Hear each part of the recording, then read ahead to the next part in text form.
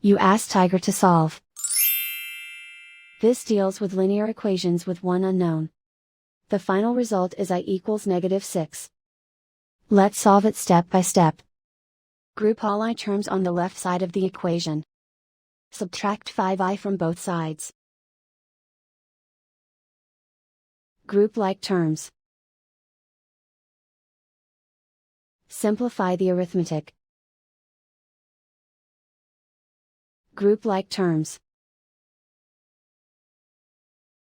Simplify the arithmetic.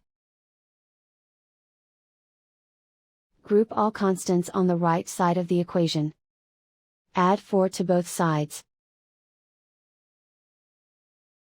Simplify the arithmetic.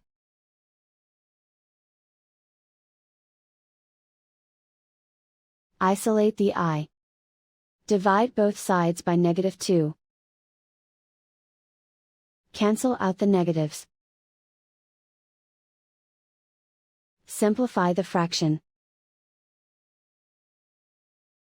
Move the negative sign from the denominator to the numerator.